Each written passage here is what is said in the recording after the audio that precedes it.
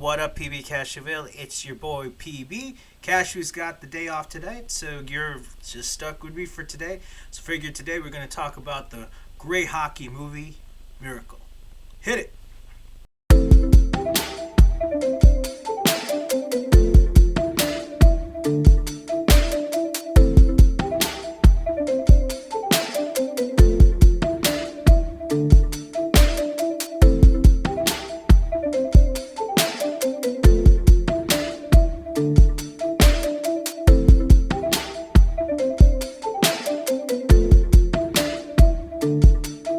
What up, PB Cashville? It's your boy PB. As you can see, it's just me today. There's no Cashew, unfortunately, and I hope you're doing well, Cash, enjoying your day off. But today, so it looks like it's just me. So we're gonna just talk about one of my favorite hockey movies, and the movie it's the hockey movie Miracle. If you take a look at all of the different great hockey movies that are out there, you can probably come up with a great list of them, just like Slapshot, the Mighty Ducks, The Rocket, Mystery Alaska. But for me, it seems that Miracle has always been one of those movies I just can keep watching over and over and over again.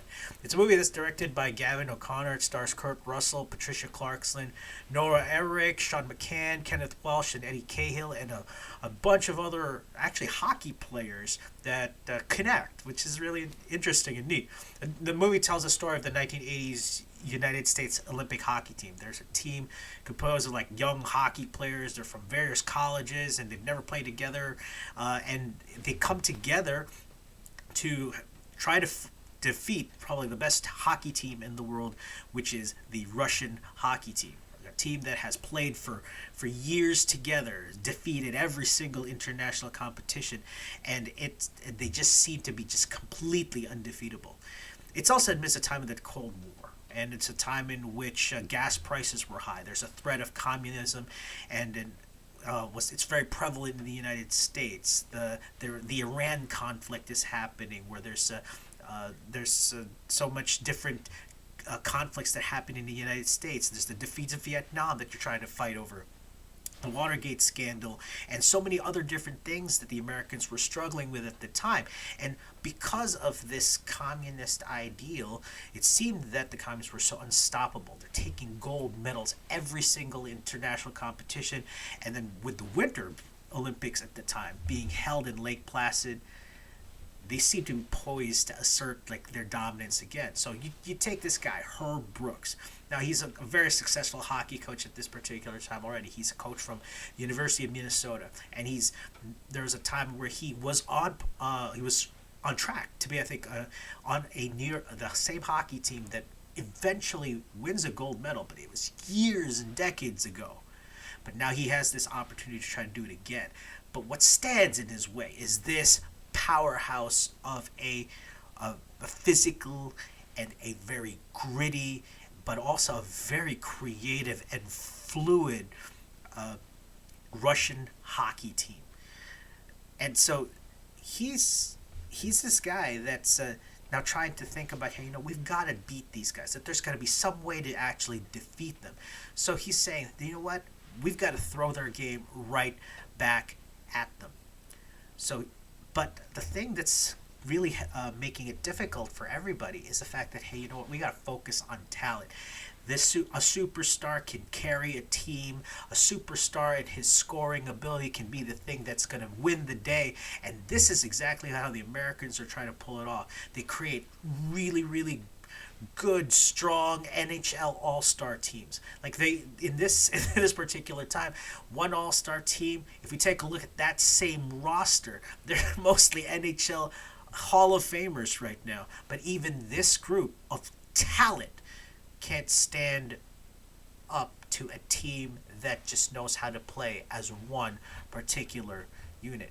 So when you take a look at the guys that he has on this team, they're mostly guys that have never played together. And what makes it even worse is some of them that are actually on the team are on opposite sides. One instance that I can even think of primarily is the player Jack O.C. O'Callahan, and he's played by what's his name? He's played by Michael Mantenuto. Michael Mantenuto.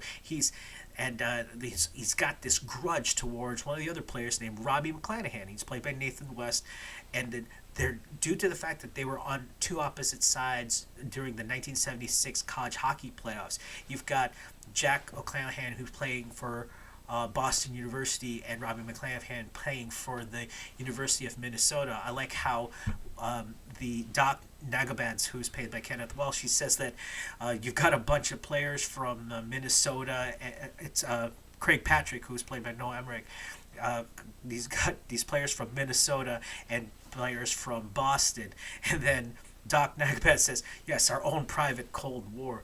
It seems that these are two cultures of hockey that just can't seem to work with each other, and it's due to like old scores and old grudges, and this is something that they had to try to overcome.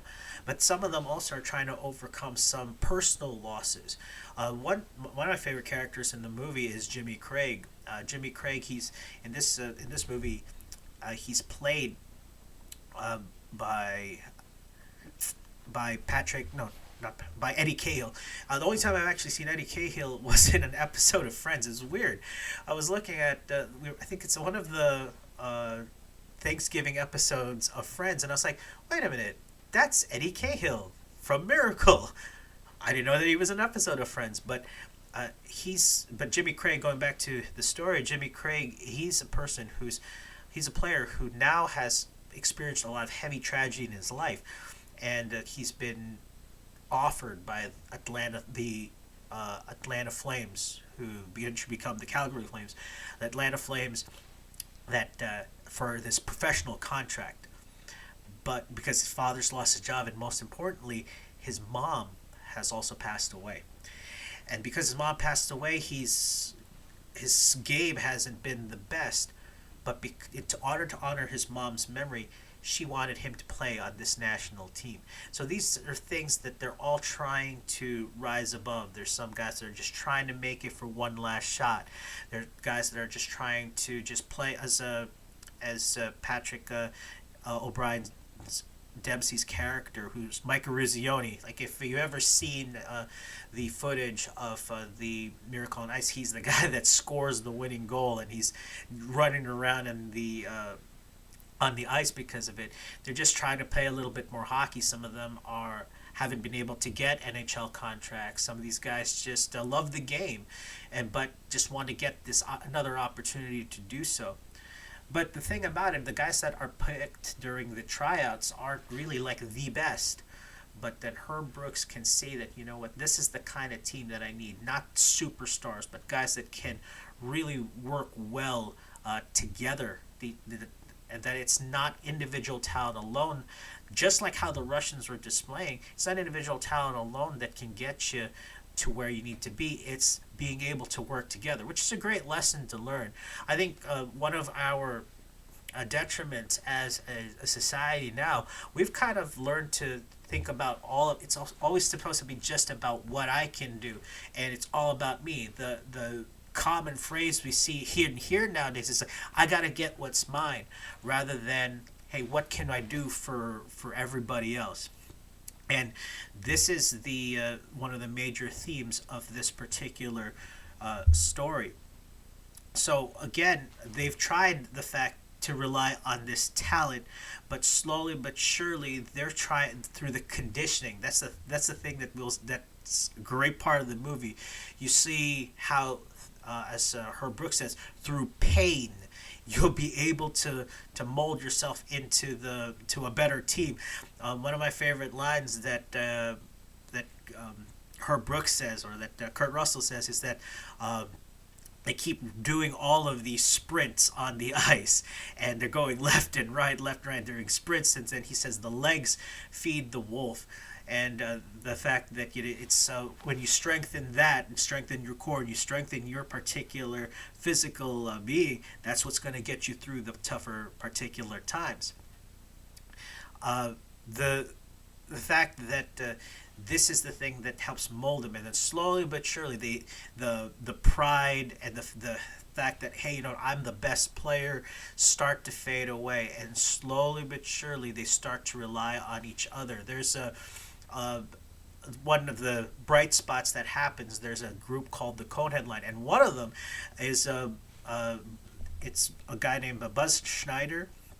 Uh, he's actually the guy who plays Buzz Schneider is the son of Bill of Buzz Schneider. The actor who plays Buzz Schneider is the son of the real Buzz Schneider, which is pretty interesting. And the funny thing is that nobody realized during tryouts and during auditions that Billy Schneider, who's the guy who plays him, was actually there. But he and two other guys formed something called the Cone Headline. But the fact that they learn to read each other, to be able to know where each other's at, to be able to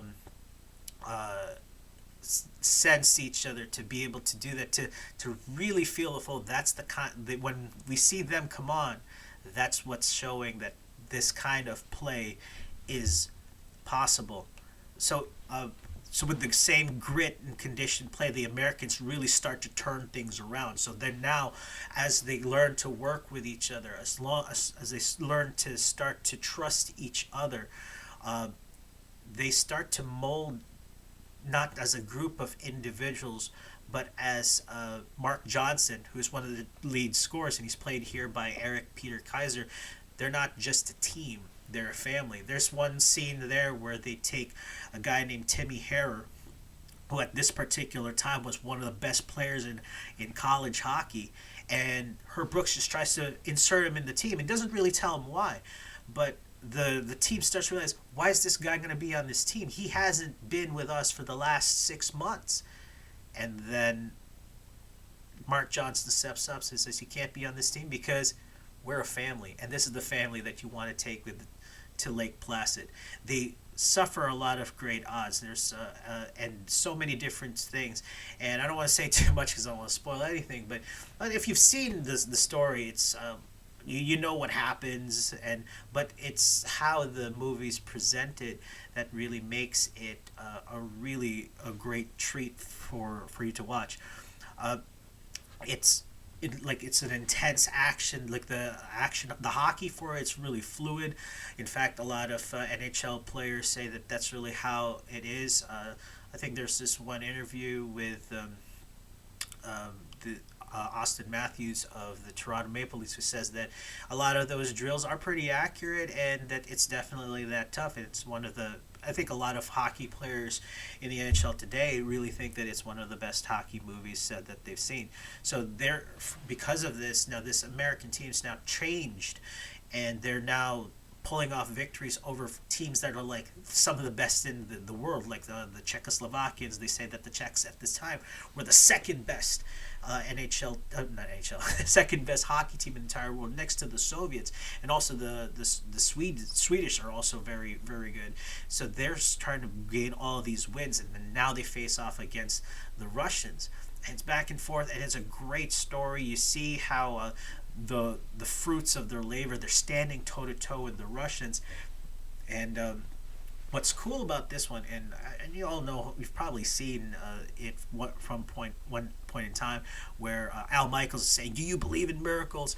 Originally, Al Michaels was supposed to just say that as he does the commentary for the hockey games in this entire movie, but for that particular moment when Mike Eruzione scores the goal, or not when Mike Eruzione scores the goal, at the end of the thing where it's slowly counting down, Al Michaels felt that, you know what, I can't convey the same emotion that was during that particular time, that they just used the original recording that of Al Michaels' voice during that particular game. And yeah, it's got that legendary. I love Al Michaels even to this day. He's my favorite person to. And he does Thursday Night Football on Amazon Prime, and he's good and consistent all year. He's one of my favorite broadcasters out there. Overall, the acting is really good. The interaction that Kurt Russell has with his players, and a lot of the scenes that he has with Patricia Clarkson, shows the conflict that a wife has, the hockey wife has, in regards to how difficult it is to balance family and hockey, and how this happens, and the conflicts that happen with that, but also then Kurt Russell seeing that it's important to find that particular balance, and as you also slowly see, for example, uh, uh, Jack O'Callahan and Robbie McClanahan slowly but surely becoming teammates and being there for each other. Oh, there's also Kenneth Mitchell who plays Ralph Cox. He's one of those guys that's a little bit of a funny guy, and then you also get to see a particular heaviness in his scenes.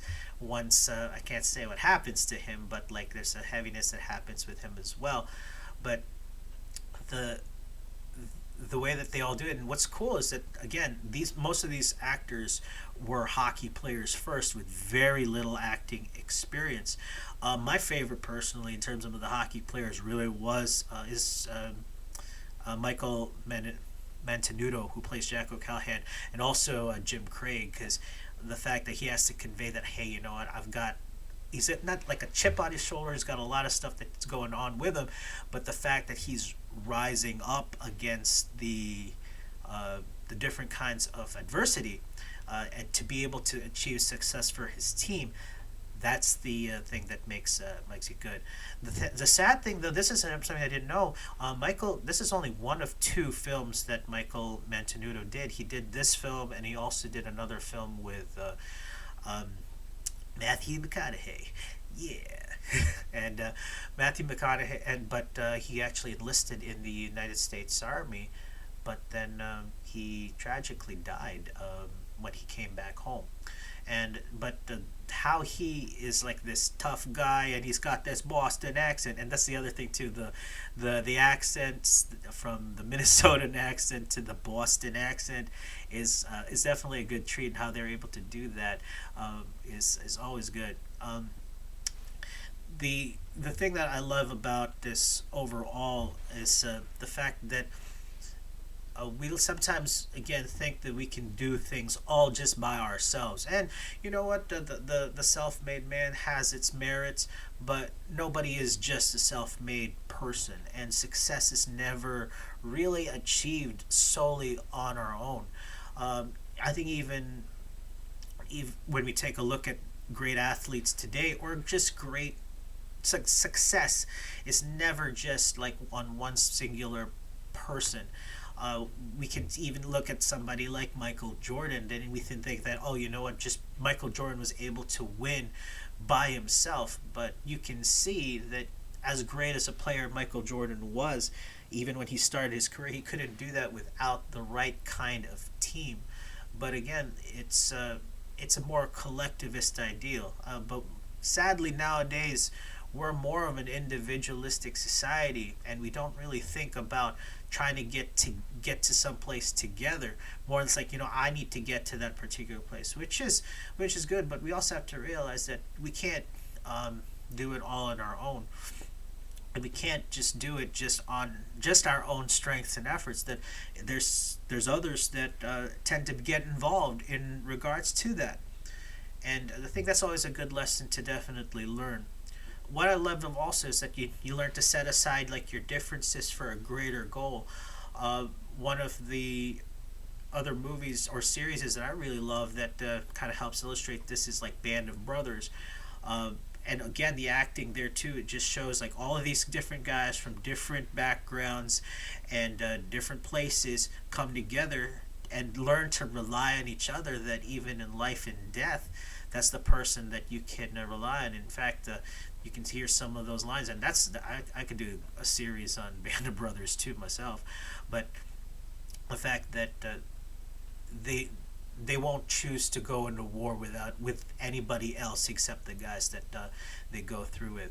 I guess the other thing that's also important to learn here really is the aspect of adversity and trial and strengthening. And I think nowadays sometimes we don't want adversity too much. We shy away from it. We tend to say, hey, you know what, I might try to take the easy route, and we're all guilty for that. I'm guilty of that. But it's only through triumph and adversity that we learn to see to forge out like our weaknesses, and we learn how to find that strength within us to be able to to to overcome these things. But again, also sometimes most of the time, it's we learn to overcome a lot of these things with the help of other people, and there's some things that we can't just do on our own. And that concept of humility, being able, hey, you know what, let's try to do this together, rather than that cocky, arrogant, say, no, no, no, no, this is all about me, is something that we can see from this movie that really does that. But in light of this new hockey season, but the fact that we're in a time in which the world finds itself in a state of concern and hopelessness, I like the fact that there's stories out there where we can see people that go through heavy situations and insurmountable odds, and like not really just scripted insurmountable odds, like real issues, like for example, Jimmy Craig losing his mom, the fact that Jack O'Clanahan has these old scores to settle, and seeing characters rise above that is always something that is not only entertaining but is inspiring. And so through these stories, we see, like, through hard work, and that when we set aside our differences, and when you eliminate just the fact that, hey, you know what, we need to try to do this together, and you forge strong bonds with the people that you're in the trenches with, it really is something that allows us to make miracles possible. Okay, and that's what I love about this movie. I hope you guys can be able to check it out. I think if you take a look at most places, I think you can see it on. It might be on Netflix. I think it's free, but it's definitely on Disney Plus. But you know, if you got a couple of bucks and you want to try to get it off Prime, that's also a good place to do too. But it's great. It's something that's going to be definitely be entertaining for you, and great way to start the hockey season. To get into the swing of hockey. The other thing too is, like, if you've never watched hockey before, or you don't know what the sport is about, this is a great place to start, and maybe this could be the thing that gets you interested in it. So that's our review on Miracle. We'll probably have some more cool stories and movies that we'd love to say to you. Hopefully next time that we got another broadcast, we'll have Cashew back. But for until then, this is PEB. And as we say every single week, we don't know you, but we love you, and there's a God above that does. So peace out, PB Casheville.